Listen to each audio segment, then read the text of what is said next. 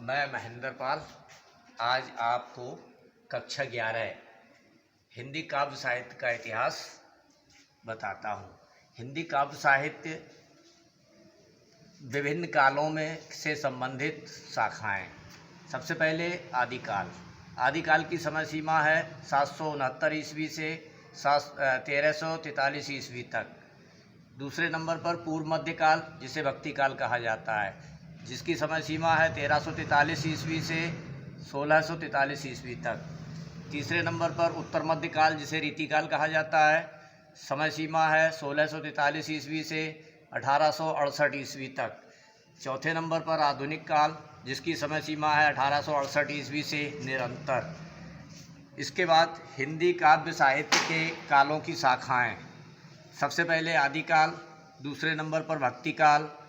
भक्ति काल की उपशाखाएं निर्गुण भक्ति धारा, सगुण भक्ति धारा।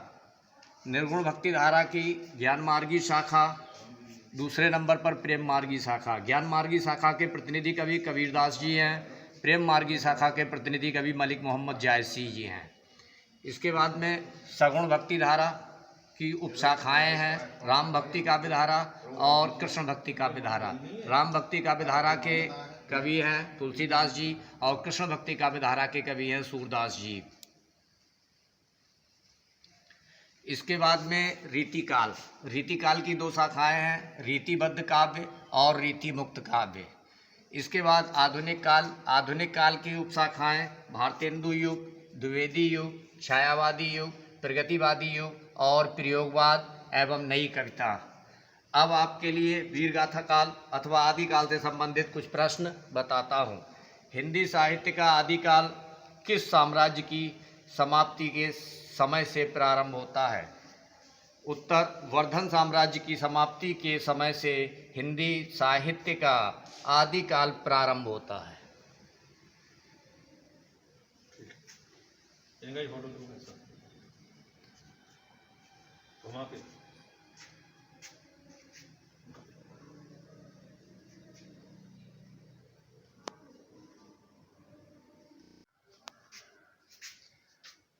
आदिकाल की समय सीमा बताते हुए हिंदी के प्रथम कवि का नाम बताइए।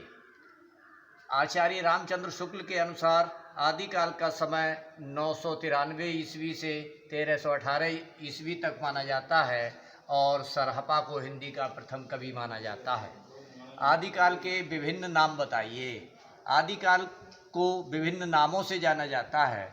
नंबर 1 वीरगाथा काल, दूसरा अपभ्रंश काल, तीसरा संधि काल, चौथा आविर्भाव काल, पांचवा चारण काल, छठा बीज वपन काल और सिद्ध सामंत काल। अगला प्रश्न, 4 प्रमुख कवियों के नाम लिखिए एवं उनकी एक एक रचना का भी नाम लिखिए। कवि चंद्रवरदाई, रचना पृथ्वीराज रासो। कवि नरपति नाल, रचना विसल देव रासो।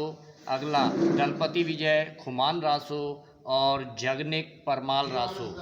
अगला प्रश्न, आदिकाल से संबंधित सिद्ध साहित्य और जैन साहित्य के प्रमुख कवि का नाम लिखिए। सिद्ध साहित्य के प्रमुख कवि सरहपा, शबरपा और लुयपा।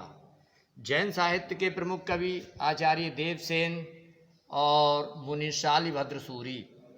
अगला प्रश्न, गोरखनाथ के गुरु का नाम बताइए। गोरखनाथ के गुरु का नाम मत्स्येंद्र नाथ था। याद आएगा?